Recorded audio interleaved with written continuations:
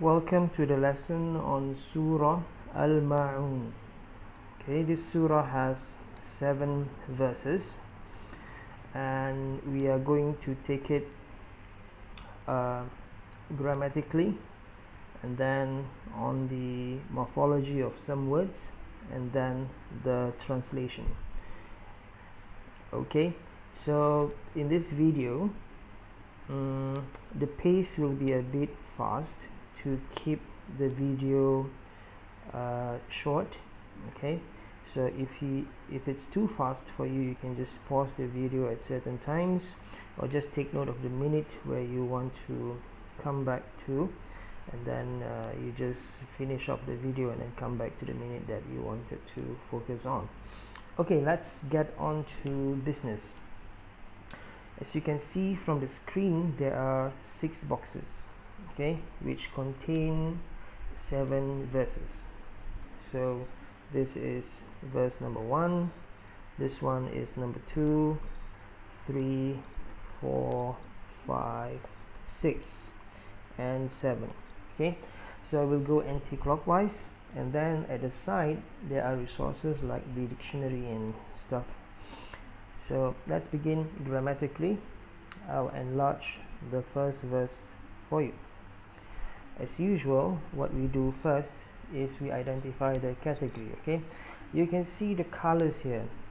You need to remember the basic colors, which is the green is the verbs and the blue words, the words in blue are the nouns. Okay, so at least you remember those two, which is good enough.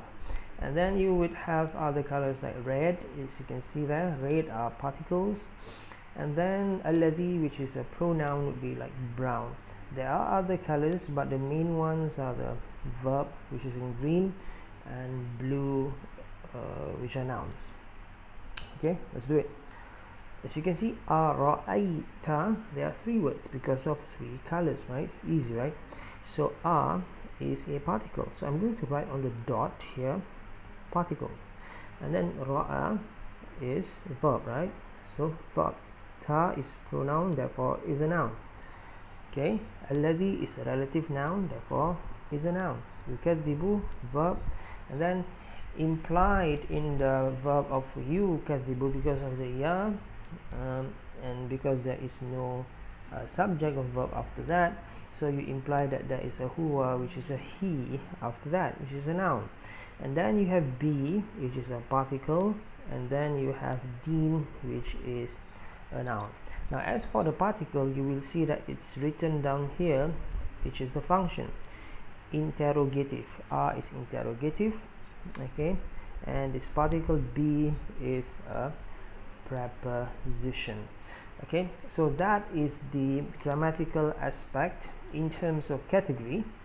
And then we will, when we talk about grammar, it's about strength, force, sign, function, right? But when we do in practice, the most important thing is we get the function,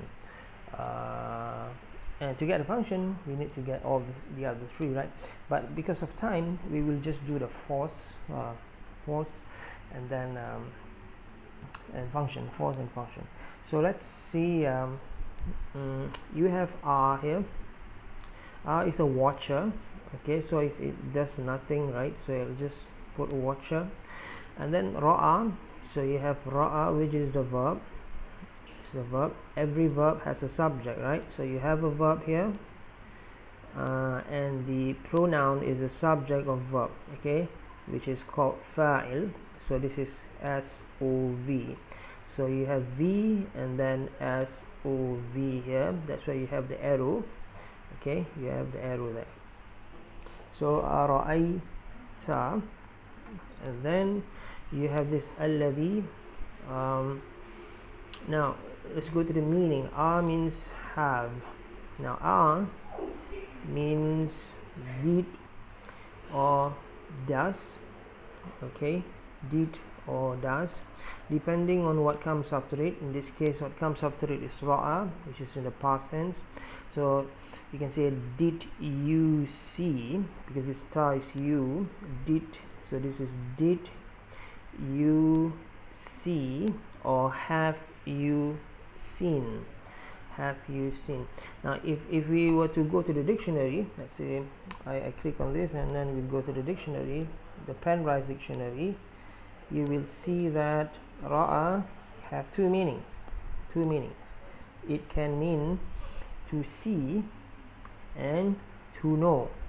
Okay, so to see is with the physical eyes, to know is with the internal eyes, as in it's internal.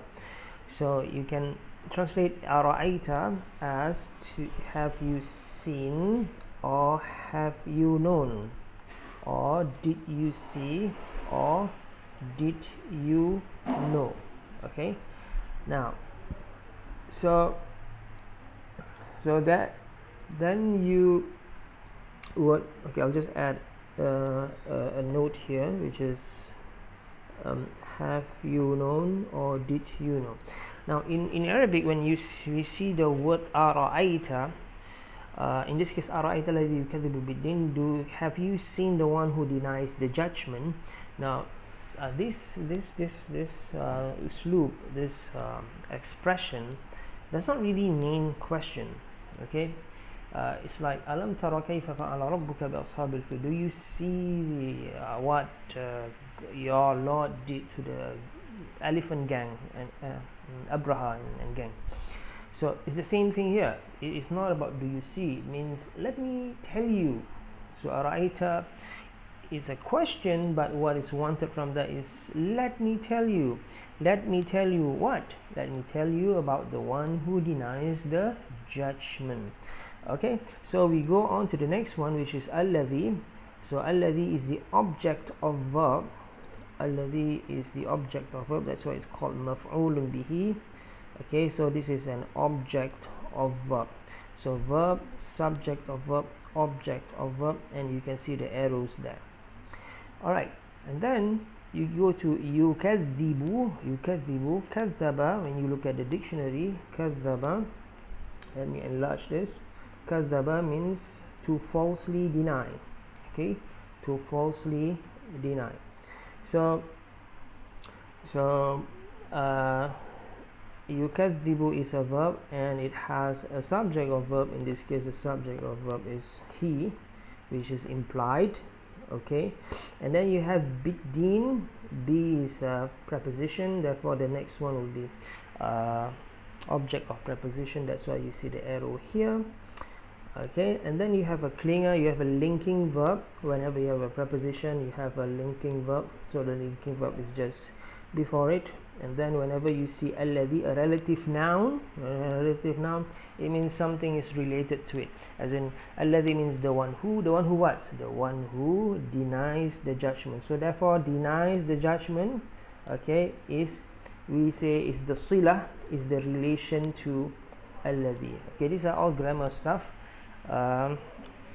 So we are quite done with that. Okay, so now we will go to the morphology of the sentence, or the important words in it. So we tackled the morphology of ra'a. We say ra'a can be seen or can mean know. Alright, so now let's translate first and then go to the morphology of deen. Okay, the translation would be ara'ayta alladhi yukadhibu bid-din. Have you seen the one who denies the judgment? Or did you see, or do you know who is the one who denies the judgment?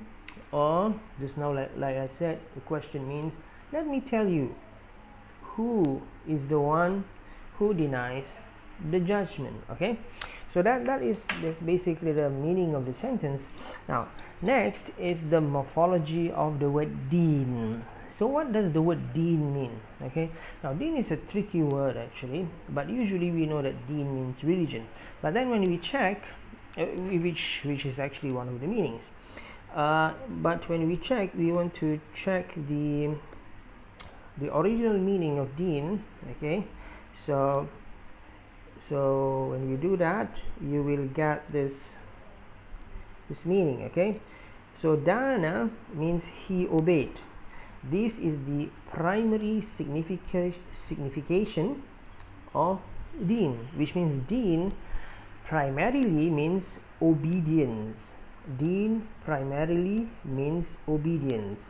So to translate this in its primary significance, it becomes, let me tell you, who denies obedience? Okay, and that would sound weird. Okay, that would sound weird, and that's why you have common meanings to help you translate. Okay, so common meanings, when you see common meanings, you will see that let me just close this first. You will see that there are 14 common meanings. Number 1, obedience. Number 2, religion, as you can see there on the screen. Number 3, a particular law. Number 4, reckoning. Number 5, assist. Number 6, custom or habit. Number 7, a way of acting. Number 8, state. Number 9, property. Disobedience. Number 10, 11, recompense, compensation. Number 12, compulsion. Number 13, retaliation. Number 14, a constant or gentle reign. Okay, so when we say, like, say for example, Malik Yawmiddin, you don't say like it means king of the day of religion, right? Or you don't say king of the day of obedience. So it has to have another meaning. So in this case, usually people translate a deen here as judgment, like Malik Yawmiddin, king of the day of judgment, and here also it is translated as judgment. So the translation of the verse would be, let me tell you, who is the one who denies the judgment, denies that he will be judged, okay, denies that if he does bad things, he will not get punished. Okay, now this meaning will only be clear when you go to the next verse. So let's go to the next verse. Now the next verse is answering the question. Okay, next verse is answering the question of who is the one who denies the judgment, and it says فَذَلِكَ الَّذِي يَدُعُّ الْيَتِيمِ فَذَلِكَ الَّذِي يَدُعُّ الْيَتِيمِ. Now let's go to the grammar first, or let's translate first and then go to the grammar. The answer to the question in verse number 1 is, then that is the one who repulses the orphan, or pushes the orphan, or shoves the orphan, which means ignores the orphan who is in need of help. Okay, they are the ones who ignore the people in need. Okay, so that is the one who denies the judgment. Now let's just connect. Okay, what's the connection between denying judgment and pushing the orphan? Okay, the relation is this: someone who denies the consequence of things that he does, which means he disbelieves that there is any consequence for anything that he does. Therefore, he will do anything he wants. Okay, so a needy, if he's in charge of the needy or something like that, or if a needy comes to him, he does not help, because he knows there is no consequence, at least in this life, for him. So that's the relation between a deen and verse number 2. Okay, so let's go to the grammatical aspect for this. Okay, fa is a particle, dhalika is a demonstrative noun, alladhi is a relative noun, yad'u is a verb, and then al-yatim is a noun. Okay, so dhalika alladhi, dhalika means that, alladhi, the one who, therefore it's a nominal structure, and therefore this one becomes, what do you call it, subject of nominal, and alladhi becomes the predicate of nominal. If you want to read the corpus way of doing it, it says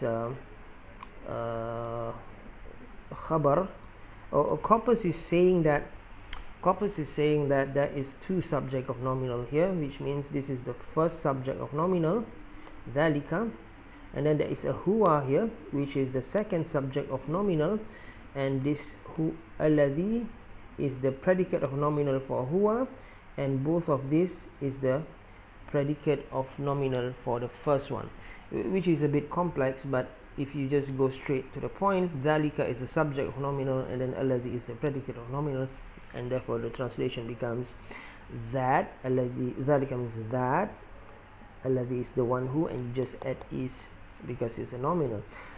Okay, so dhalika alladhi yadu'u al-yatim. Yadu' is a verb, okay, and therefore there is a subject of verb, in this case the implied huwa, and al-yatim becomes the object of verb. Therefore you have this 1, 2, 3 here, and as we said just now, every relative noun you need to relate to whatever that is after it. In this case the one who what, so the one who pushes the orphan. So that is verse number 2. Okay, verse number 2. I think there's no need for morphological explanation for words here, because these words are all are quite straightforward. Okay, let's go to verse number 3. Okay, verse number 3, وَلَا يَحُضُّ عَلَى طَعَامِ الْمِسْكِينِ. Okay, the waw is the particle of conjunction, la is a particle of negation, yahuddu is a verb which has an implied pronoun, which is he, huwa. Ala is a particle of preposition, ta'am is a object, is a noun, and then al-miskin is a noun. And the meaning of wala yahuddu ala ta'am al-miskin is this guy who denies the judgment, the concept of judgment. He also does not feel the urge to feed the poor. In fact, what it means is he does not urge himself, or he does not urge others to feed the poor, which is also referring to the yatim, which is the orphan. Okay, more on the deeper meanings of yatim and so on when we conclude. Alright, so now still on the grammar aspects, you have la is a watcher. Okay, la is a watcher. Yahuddu is a verb, therefore you have subject of verb which is after it. Okay, that's why you have this arrow. Okay, and then ala is a particle of preposition, and this one would be object of preposition. And then you have ta'am al-miskin, the food, the ta'am al-miskin is minus you can see the possessiveness here, minus 2. What's the equation? No al, no tanween, and then kasra here, so it's a possessive, therefore you have the arrow like that. And then you have a preposition. Every time you have a preposition, you bring back the linking verb which is before it. So that's the grammar aspect of it. So the meaning, as we have mentioned just now, this is quite synonymous with the first verse. Is just the second verse, it just elaborates the denier of judgment. So that's number 3. And we go to number 4, fawailun lil musallin. Fawailun lil musallin. Fawailun lil musallin. Now fa is a particle rem. Okay, I am not sure what is this. I have to go and check. Okay, let's check rem. This is number 4, right? So we go to number 4, rem. So rem is a prefixed resumption particle, so it's a resumption particle. Okay, so rem is resumption. I thought it's res. Okay, so it's a resumption particle, and then you have wailun lil musallin. So wailun is a noun, and then this is a particle of preposition, and then this is the noun which is the object of preposition. Okay, this is prep. And now wailun. Now wailun. Okay, so wailun is in the beginning of a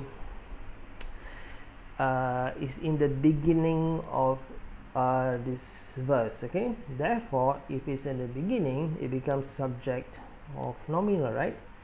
Subject of nominal. But the thing is, do you notice that wailun is not definite? Okay, I'm also thinking now. So wailun is not definite, therefore what I think right now, and I have to check, wailun is not definite, but wailun is a name for hell, one of the hell places. Okay, so it I think most probably wailun is a proper noun, therefore it can be subject of nominal because proper nouns are definite. So wailun, if it's a subject of noun and you don't see a predicate of nominal, therefore the is becomes the predicate of nominal, and then li is the preposition, so you have to link with the verb before it, which is, and therefore the link is there. So fawailun lil musallin means so woe is to those who pray. Woe is to those who pray. Okay, so that's the meaning. Or hellfire is to those who pray. So that's verse number 4. Okay, of course the elaboration of those who pray is in number 5. Okay, so number 5 is alladhina hum alladhina hum an salatihim sahun. Okay, so alladhina is a relative pronoun, hum is a personal pronoun, an is a particle of preposition, salatihim is a noun and a pronoun, sahun is another noun here. Now alladhina is related to the one before. Okay, the ones who, those who is referring to al-musallin. That's why they bring down the musallin from the previous verse here to show that alladhina is the adjective sifa. Okay, so alladhina is the adjective, that's why you have lil musallina alladhina. Okay, so it's the adjective. And then you have hum an salatihim sahun. So this is somewhat like the beginning of a sentence. Okay, so if it's the beginning of a sentence, it becomes subject of nominal. So hum an salatihim sahun, they about their prayers are neglectful. Can you see that the predicate of nominal is at the back here, but sahun. Okay, so hum sahun, an salatihim. Okay, an will be the preposition, and then salati will be the object of preposition, and him would be the possessive.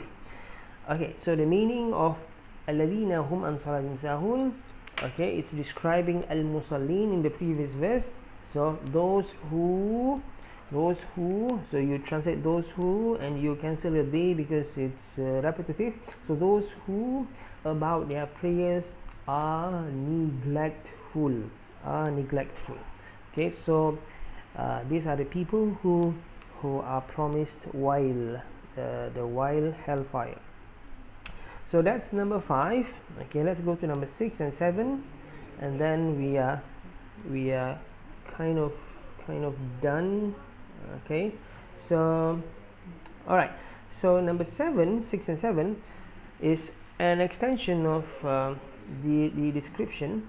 So alladhina would be the relative noun, hum personal pronoun, yura'un verb, and then you have a noun here, you have a particle, verb yamna'un, and then there's a noun here, and then a noun here. Okay, now let's see the functions of all this. So alladhina, it says here alladhina is a badal, which means it is an elaboration of the previous alladhina. Okay, and then again this is like the start of a sentence. Okay, so you have hum, which is a noun, therefore it's a subject of nominal.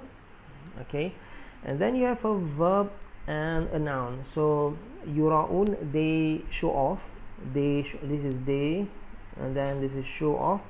So this is a verb, and then this is the subject of verb, and then this is the particle of conjunction, and then you have another verb, and they deny, and they prevent, and they obstruct. So this is another verb, and then you have a subject of verb, waw nun. What do they obstruct? They obstruct al-ma'un, which has a common meaning of the small kindnesses, the small kindnesses. So al-ma'un would be the object of verb. Therefore, the meaning of all this is those who make show, or those who show off when they pray, and they deny the small kindnesses. They deny the small kindnesses. Alright, so I'm going to show you something here. When I click here al-ma'un, it will show you the meanings of al-ma'un. Okay, al-ma'un. Now I want you to keep in mind something which I want you to make connection with Surah Al-Kawthar. Okay, as you can see here, al-ma'un is usually translated as household utensils or zakat. Okay, it's mentioned here. As you can see here, household utensils, zakat, obedience, submission, rain, water, and goodness. So we mentioned before, the terms in the Quran usually has no absolute one meaning. It can have many meanings. So in this case, al-ma'un is usually translated as household utensils or zakat. Okay, so that is in general the meanings of these verses. Okay, now I'm concluding with a translation on this surah. Okay, I'm going to translate this surah using 3 levels of translation, and maybe I'm going to just translate 2 levels in this video, and then in the third level of translation I will discuss with you all in the Zoom session. All right, okay, so let's translate from number 1. Okay, hopefully you have a Quran with you, so that you can, if this is too small, you can refer to the Arabic text that is bigger in front of you. I have to show you all these 6 to 7 verses in one screen, so that I can give you a general overview of the translation. So translation level 1. Translation level 1 is an event-based translation, which means what?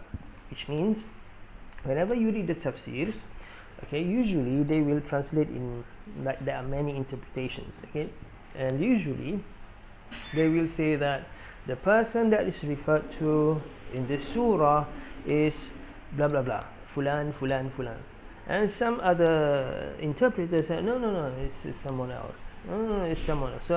So whenever you go to tafsirs, usually they will tell you this verse or this surah is related to a certain event. Okay, now one of the interpretations is saying that this surah is referring to Abu Lahab and gang. Okay, so once we have an event, it's easy to visualize what this surah is all about. If not, these vague terms, have no relation whatsoever to, whatever that we can see. Okay, so one of the interpretations is saying that أَرَأَيْتَ الَّذِي يُكَذِّبُ بِالدِّينِ means, let me tell you about someone who denies the concept of judgment, the concept of consequence, the concept of accountability. And this is referring to who? To Abu Lahab. Abu Lahab. They say it's referring to Abu Lahab. So that's one interpretation, and that's why you have Abu Lahab mentioned by name in another surah that is nearby this surah, which is Surah Al-Lahab. So they say that this person is Abu Lahab. So this dude, Abu Lahab, he does not believe in the concept of judgment. Okay, that means he can do whatever he likes.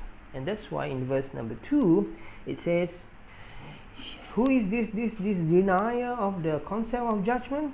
He is the one who pushes over the orphan. That means he does not treat the orphan well.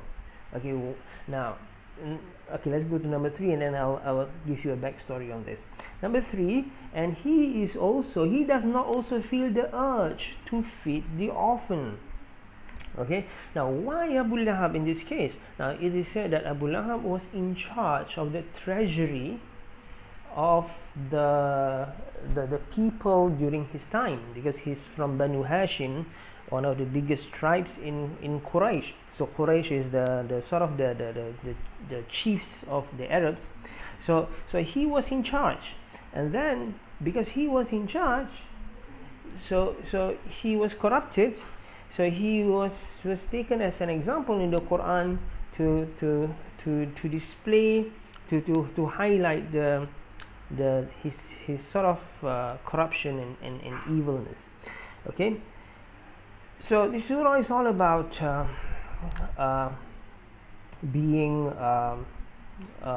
not mindful or disbelieving in the concept of judgment. Now, what about the next verse, number 4, fawailul lil musallin? Now, if we were to interpret this surah as being related to Abu Lahab and gang, okay, this musallin cannot be about the Muslims. Okay, this will be referring to the gang of Abu Lahab, to the clergy during the time of Abu Lahab. This would be before the Medina era, where they pray around the Kaaba. So it's referring to them. Okay, so if you don't know the story is that during the Prophet's time until the end of his time in Medina, the statues, there are about 300 statues in around the Kaaba. So there are people praying there even before the Prophet spread his message. And even when the Prophet migrated to Medina, the statues are still there. So this fawailul musallin is referring to if based on the interpretation that this is Abu Lahab and gang, al musallin is referring to those who pray during that time to the statues around the Kaaba. So hellfire, wailun, hellfire is for these people who pray. Alladhina hum an salatihim sahun. They are neglectful of their prayer. So they pray but they neglect. It means what? There are 3 possible meanings. One is that they pray but at times they neglect their prayer. Meaning number 2, they pray but they don't pray on time. Meaning number 3, they pray but during their prayer they are not serious. Okay, so there are about 3 meanings altogether, okay, for that verse. And then verse number 6, you see alladhina hum yura'un, and not just they neglect their prayer, but they are also, when they are praying, they are showing off to others that they pray. Okay, so these people are in charge of, they are like ministers, ministers of a society. So they have to show to others that they are good. Okay, they are not mean.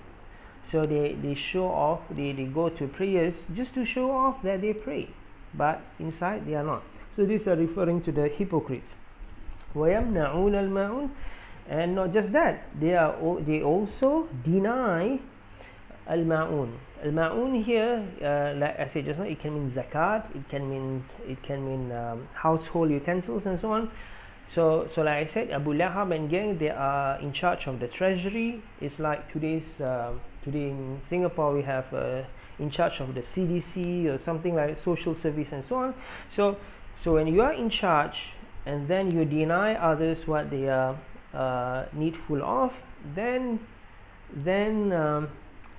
this surah is saying that the judgment for you, the consequence for you is hell fire. Okay, So that is in general the translation for the event based translation for this surah. Okay.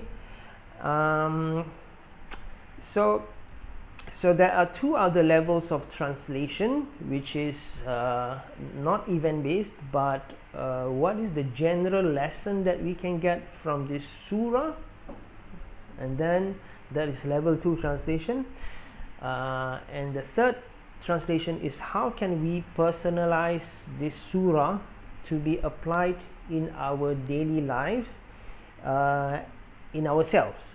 Okay, so 3 levels of translation here. First is event based, second is a general lesson pertaining to us and others in life.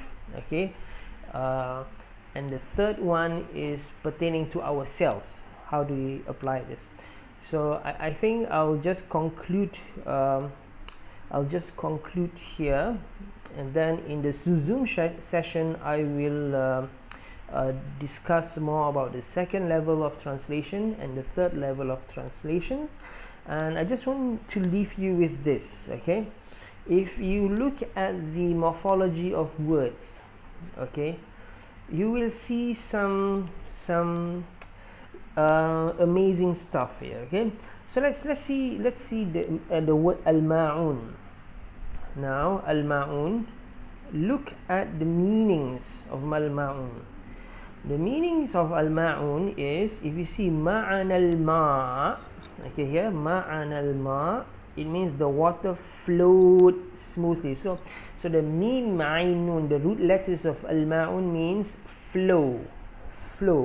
Okay, therefore the meaning of al-ma'un is flow. Actually, that's the primary signification of al-ma'un. Okay, but then you have the common meanings, which is household utensils, zakat, obedience, submission, rain, water, goodness. Okay, so what I want you to live with and take away is this. Try to relate. Okay, if you have other questions also, it's good. You can ask them in the Zoom session, or just message me before the session. But I also want you to think about this. You see the meanings of al-ma'un here. Try to relate the meaning of al-ma'un with the next verse in the next surah. What's the next verse in the next surah? It says, Inna a'tainaka al-kawthar. Try to relate al-ma'un here and al-kawthar, and then you will see that these two surahs seem related. Okay, try to find a connection. Okay, and I'll see you in the Zoom session in a while. Thank you for watching, and do submit your questions, and do come with questions if you have any. Thanks.